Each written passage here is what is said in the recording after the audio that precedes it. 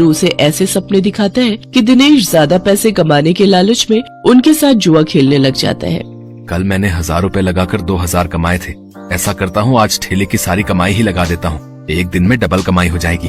धीरे धीरे दिनेश को जुए के साथ साथ शराब की लत भी लग जाती है। शराब की लत उसे ऐसी लगती है कि उसका अपने काम में मन ही नहीं लगता और वो ठेले पर खड़ा होकर भी शराब के नशे में डोलता रहता है। भैया एक प्लेट लगाना तो। अरे लगता है इस आदमी ने तो शराब पी रखी है। चलो चलो, हमें नहीं खानी इसकी पानी पूरी, चलो दूसरी वाली पानी पूरी खाने चलते हैं। धीरे धीरे दिनेश के सभी ग्राहक कट जाते हैं और वो सभी दूसरे पानी पूरी वालों के पास जाकर पानी पूरी खाते हैं। ये देख भोला और राजू बहुत खुश होते हैं। देखा भोला, अपनी चाल कामयाब हो गई ना।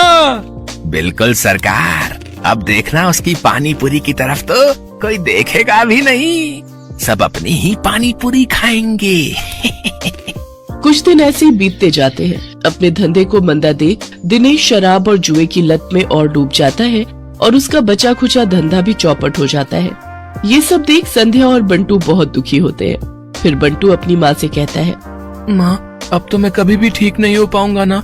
पापा तो अब सारे पैसे शराब और जुए में ही उड़ा देते हैं। तू परेशान मत हो मेरे लाल, बस ऊपर वाले पर भरोसा रख, एक दिन सब कुछ ठीक हो जाएगा।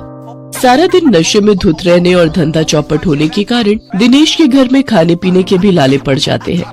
माँ अब तो घर में खाने के लिए भी कुछ नहीं बचा, अब तो लगता है भूख से ही हम सब मर जाएंगे। ऐसा नहीं कहते मेरे बच्चे, सुख दुख तो जीवन का हिस्सा है। आज बुरा वक्त आया है, कल अच्छा वक्त भी आएगा। ऐसे ही कुछ समय और बीत जाता है। फिर एक दिन उस बाजार में एक आदमी आता है जो सबको पर्चे बांट रहा होता है। तभी वो दिनेश के ठेले पर आता है। अरे सुनो भाई, पेप्सी पानी पूरी वाले, हमारे सेठ मंगल राम चाट भंडार वाले की तरफ से एक प्रतियोगिता होने जा रही है, जिसमें सभी चाट वालों के बीच कंपटीशन होगा। जो भी इस प्रतियोगिता को जीतेगा उसे पूरे 5 लाख इनाम और साथ ही हमारे मशहूर मंगल राम चाट भंडार वाले बाजार में एक स्टॉल भी लगाने को मिलेगा। मंगल राम चाट भंडार बाजार, वहाँ तो बड़े बड़े लोग आते हैं चाट खाने के लिए।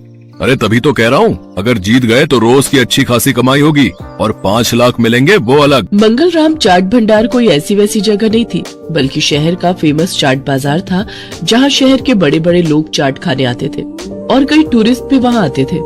उस बाजार में चाट लगाने वालों की अच्छी खासी कमाई होती थी। लेकिन ये सब बातें जानते हुए भी दिनेश उस प्रतियोगिता में कोई खास दिलचस्पी नहीं दिखाता।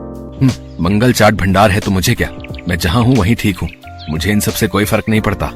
उधर भोला और राजू उस कंपटीशन के बारे में सुनकर आपस में कहते हैं, सुन भोला, इस कंपटीशन को तू जीते या मैं, मुझे कोई फर्क नहीं पड़ता, बस कोई और नहीं जीतना चाहिए।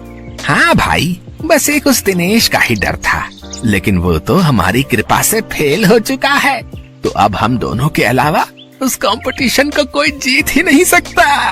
अगले दिन हीरो भोला और राजू से मिलने आता है। क्यों भाई, मान गए ना मुझे? आखिर मैंने शराब और जुए की लत लगाकर उस दिनेश के धंधे को चौपट कर ही दिया भैया। तुम्हारे एक बार कहने से ही तुम्हारे दुश्मन को कैसे ढेर कर दिया मैंने।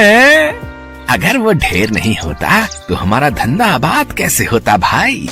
उसकी पेप्सी पानी पूरी ने तो हम लोगों का धंधा ही चौपट कर दिया था भाई। तभी उनकी ये सारी बातें दिनेश सुन लेता है और अपने किए पर उसको बहुत पछतावा होता है। मैं भी कितना बेवकूफ था जो इन पाखंडियों के झांसे में फंस गया और बर्बाद हो गया, लेकिन अभी भी कुछ नहीं बिगड़ा है। मैं इन सबको मजा चखाऊंगा, मैं इस प्रतियोगिता में हिस्सा जरूर लूंगा। यही बात मन में ठाने दिनेश उस चाट प्रतियोगिता में हिस्सा लेता है और अपनी पेप्सी वाली पानीपुरी की रेसिपी से इस कॉन्टेस्ट को जीत लेता है, जिससे उसे 5 लाख का इनाम मिल जाता है। साथ ही मंगल चाट भंडार में स्टॉल लगाने के लिए जगह भी। इनाम से मिले पैसों से वो अपने बेटे का इलाज करवाता है। बंटू पूरी तरह से ठीक हो जाता है और वो भी दूसरे बच्चों की तरह खेल कूद करने लगता है। दिनेश की पेप्सी पानीपुरी अब मंगल राम चाट भंडार की जान बन गई थी। उस बाजार में जो भी ग्राहक आता वो उसकी पानीपुरी चखे बिना वापस नहीं जाता। उसकी तरक्की देख राजू, भोला और हीरो को अपनी करनी पर बड़ा पछतावा होता है। भदनपुर शहर से कुछ ही दूर दीनानगर नाम का एक गांव था। उस गांव में मोहन नाम का एक ग्वाला रहता था, जो हर सुबह शहर दूध बेचने जाया करता था। मोहन, तुम बहुत अच्छा दूध बेचते हो, एकदम ताजा। जहाँ शहर में तो सब माल नकली है, दूध में पाउडर मिलाते हैं, एक तुम ही हो जो शुद्ध दूध देते हो मोहन। जी साहब, मैं तो एक छोटा सा ग्वाला हूँ और ईमानदारी का ही व्यापार करता हूँ, उसी का खाता हूँ। भदनपुर में केवल एक ही डेयरी थी, बजरंग डेयरी, लेकिन वह मिलावटी और अशुद्ध दूध देता था। मगर कोई और चारा ना होने के कारण लोगों को उसी का दूध, दही, पनीर व अन्य दूध से बने सामान खरीदना पड़ता। अरे बजरंग भैया, जरा 1 किलो दूध तो देना। बजरंग ने एक पैकेट निकालकर औरत को थमा दिया। अरे इसका वजन तो करो, और कल का दूध तो उबालते ही आधा हो गया था। वजन करके ही रखा है, पूरा 1 लीटर है, लेना है तो लो, नहीं तो आगे बढ़ो। औरत मजबूर होकर वो दूध ले लेती है और निराश होकर चली जाती है। कुछ दिन बीत जाते हैं। शहर के लोगों को मोहन दूध वाले के बारे में पता चलता है और धीरे धीरे लोग उसी से दूध लेना शुरू कर देते हैं। ले लो दूध, ले लो। अरे मोहन रुको तो, जरा 1 लीटर दूध देते जाओ। वाह मोहन, तुम्हारा दूध तो एकदम शुद्ध नजर आ रहा है। बिल्कुल, अभी ताजा ताजा भैंस का दूध लगा कर आया हूँ गाँव से। तभी दूसरी महिला भी वहाँ पहुँच जाती है। अरे मोहन भैया, मुझे आज 2 लीटर दूध देना, आज खीर बनानी है। जी लीजिए, खीर के लिए मैं आपको गाय का दूध दे देता हूँ, भाव बिल्कुल बराबर है। धीरे धीरे मोहन दूध वाले की कुछ महीने ऐसे ही कमाई होती रही तो वो दिन दूर नहीं जब मेरे बंटू का इलाज हो जाएगा और वो पूरी तरह ठीक हो जाएगा। बंटू दिनेश का 7 साल का बेटा था और उसके दिल में छेद था। उसके ऑपरेशन के लिए डॉक्टर ने काफी खर्चा बताया था। दिनेश जब भी शाम को घर लौटता तो बंटू अक्सर उससे पूछता, पापा, आपने मेरे इलाज के लिए पैसे जोड़ लिए क्या? अब कुछ ही महीनों की बात है बेटा, मैं जल्दी ही तेरे इलाज के लिए पैसे जोड़ लूंगा। ऊपर वाले की दुआ से अपना पेप्सी पानी पूरी का धंधा बहुत अच्छा चल रहा है। सच्ची पापा, फिर तो मैं भी आपके साथ खेल सकूंगा, दौड़ूंगा, भागूंगा, और आप देखना फिर तो रेस में मैं ही फर्स्ट आऊंगा। दिनेश की बीवी संध्या जब भी अपने बेटे को ये कहते सुनती तो वो कहती, तू बिल्कुल भी परेशान मत हो बंटू, मैं रोज मंदिर जाकर तेरे ठीक होने के लिए भगवान से प्रार्थना करती हूँ। तू देखना, भगवान तुझे बहुत जल्द ठीक कर देंगे। एक दिन दिनेश के ठेले पर हीरू नाम का अधेड़ उम्र का आदमी उसकी पानी पूरी चखने आता है। वो नशे में होता है, तभी उसकी नजर दिनेश के गले पर जाती है। किसी ने ठीक ही कहा था इसके बारे में, इसका गल्ला तो लबालब नोटों से भरा हुआ है भाई। हीरू एक ठग, शराबी और जुआरी किस्म का आदमी था। उसका काम ही लोगों को ये सब बुरी लत लगाना था। दिनेश के भरे गले को देखने के बाद हीरू उससे कहता है, अरे सुना है कि तेरे बेटे को कोई बड़ी बीमारी अभी है और उसके इलाज के लिए तुझे लाखों चाहिए? हाँ भाई, सही सुना है, मुझे मेरे बेटे के इलाज के लिए कई सारे पैसों की जरूरत है।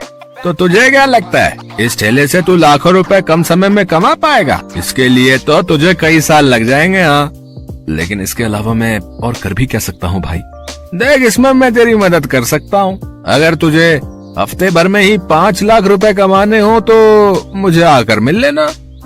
ये रहा मेरा पता, ठीक है ना? अच्छा, अब मैं चलता हूँ, ठीक है भाई? आखिर ऐसा कौन सा रास्ता है इसके पास जो ये मुझे 1 हफ्ते में इतने पैसे कमा कर दे देगा? खैर, मुझे क्या, मुझे तो बस अपने बेटे के इलाज के लिए पैसे से मतलब है। एक काम करता हूँ, एक बार जाकर इससे मिल ही लेता हूँ। यही सब सोचकर एक दिन दिनेश जाकर हीरू से मिलता है। सुकन्या और अदिति दोनों सौतेली बहनें थी। सुकन्या की मां आशा का उसके बचपन में ही देहांत हो गया था। उसके पिता मनोहर ने दूसरी शादी की और सुकन्या की सौतेली मां सरिता के घर में आ गई। सरिता ने आते ही पूरे घर को अपने कब्जे में कर लिया। वो हमेशा सुकन्या से पहले अपनी सगी बेटी अदिति पर ध्यान देती थी। मम्मी, ये देखो मेरा नया सूट, शाम के फंक्शन में ये कैसा लगेगा? ये तो बहुत सुंदर लग रहा है, रानी लगेगी बिल्कुल मेरी बेटी। मम्मी, वो सुकन्या को क्या दोगी पहनने के लिए? वो भी तो हमारे साथ शादी में जा रही है, पहन लेगी कुछ भी जो उसका मन होगा। मेरे पास इतने पैसे नहीं है कि मैं उसके लिए भी नया सूट खरीदूं। वैसे भी तुम्हारे पापा का अब इतना काम नहीं बचा। मेरे लिए तुम्हें नया सूट लेकर देना जरूरी था। बहुत लोग आएंगे वहाँ, क्या पता कोई तुम्हें अमीर घर का लड़का पसंद कर ले। अरे सरिता, कभी कभी अपनी बड़ी बेटी सुकन्या के बारे में भी सोच लिया करो, वो बेचारी भी तो शादी लायक है। बस आ गए अपनी लाडली बेटी के बारे में चिंता करने। पता नहीं कौन से मनहूस दिन मेरी तुम्हारे साथ शादी हुई थी। जब से आई हूँ एक ही नाम तुम्हारे मुंह पर चढ़ा हुआ है। देखती हूँ सुकन्या सुकन्या। अरे तुम्हारी दूसरी बेटी अदिति भी कुंवारी है, वो भी तुम्हारी ही बेटी है, उसके बारे में भी कुछ सोचा करो। मैं हूँ जो पैसे जोड़ जोड़ कर अपनी बेटी को सूट दिलवाए हैं। अब शाम को चलने की तैयारी कर लो, बहुत बड़े बड़े लोग उस शादी में आएंगे। ये तो मेरी सहेली पुष्पा की बड़ी मेहरबानी है जो उसने हमें एक कार्ड दे दिया, वरना हम गरीबों को इस शहर में और इतनी बड़ी शादी में कौन पूछेगा। मनोहर को पता था कि सरिता का स्वभाव बहुत ही खड़ूस है, इसलिए वो चुपचाप अपने कमरे में चला जाता है। शाम को सब लोग शादी के लिए तैयार होते हैं। अदिति बहुत ही सुंदर सूट पहनकर तैयार होती है। सुकन्या के पास तो कपड़े ही नहीं थे। अचानक मनोहर सुकन्या के पास आता है। सुकन्या बेटी, ये ले, ये तेरी माँ की साड़ी है, तू ये पहन कर तैयार हो जा। देख कितनी सुंदर साड़ी है, मेरे संदूक में रखी थी, मैं वही ढूंढ रहा था और आज मुझे मिल गई। पिताजी, ये माँ की साड़ी सचमुच, ये साड़ी तो बहुत सुंदर है। शुक्रिया पिताजी, आज आपने माँ की ये साड़ी देखकर मुझे बहुत खुशी दी है। हाँ बेटी, अब ये साड़ी पहनकर जल्दी से तैयार हो जा, देखना सबसे सुंदर लगेगी मेरी बिटिया।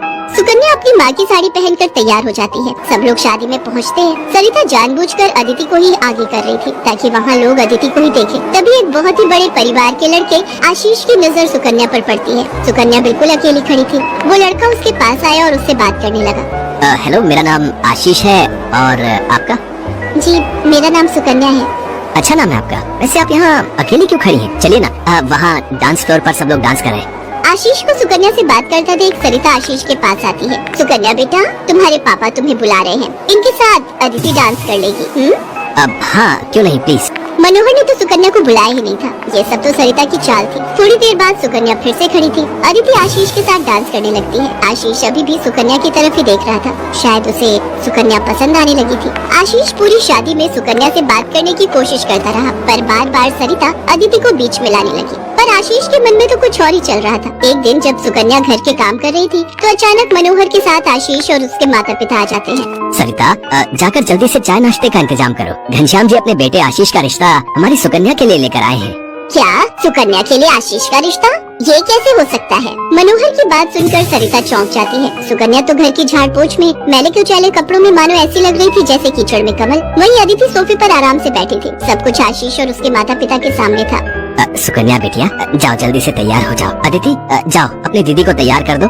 कोई जरूरत नहीं है तुम्हें उसे तैयार करने की। तुम उसकी नौकर नहीं हो जो उसे तैयार करो, अपने आप हो जाएगी तैयार। ये रिश्ता उसके लिए आया है, अदिति उसकी नौकरानी नहीं है। अंदर चल रही सरिता और मनोहर की बातें थोड़ी थोड़ी आशीष और उसके माता पिता के कानों में आ रही थी, इसलिए मनोहर बाहर आ जाता है। मनोहर जी, हमारे बेटे आशीष को आपकी सुकन्या उस दिन बहुत पसंद आई थी और वैसे भी हम आशीष के लिए लड़की ढूंढ ही रहे थे, इसलिए अचानक ही आपको मैंने फोन मिला दिया। मेरी सुकन्या तो बहुत किस्मत वाली है जो आप जैसे इतने बड़े घर का रिश्ता उसके लिए आया, वरना हम तो, मैं आपको क्या ही कहूँ। घनश्याम जी, आपने सचमुच मुझ पर बहुत बड़ा उपकार किया है। नहीं नहीं मनोहर जी, इंसान दिल से अमीर होता है। आपने अपनी बेटी सुकन्या को जो संस्कार दिए हैं वो किसी धन दौलत से कम नहीं।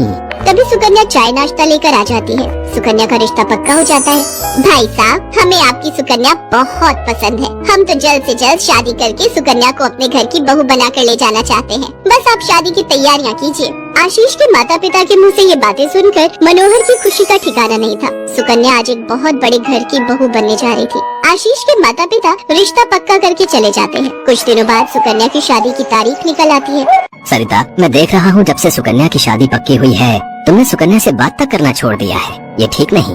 तुम अपनी बेटी की शादी करो, मैं इस शादी में कोई हाथ नहीं लगाऊंगी। ये रिश्ता मेरी बेटी के लिए था। मैं चाहती थी आशीष के साथ अपनी बेटी का रिश्ता करना, पर तुम्हारी उस सुकन्या ने सब काम खराब कर दिया। ये तुम गलत कह रही हो सरिता। सुकन्या के लिए आशीष के माता पिता खुद से रिश्ता लेकर आए हैं। तुम्हें तो खुश होना चाहिए। तुम क्यों सौतेलापन सुकन्या के साथ रख रही हो? तुम्हें तो उसकी सगी माँ बनकर उसे विदा करना चाहिए। मैं इसलिए तुम्हें उसकी माँ बनाकर लाया था, वरना क्या? क्या कहो तो मैं अभी ये घर छोड़कर चली जाती हूँ। बोलो। मनोहर की बात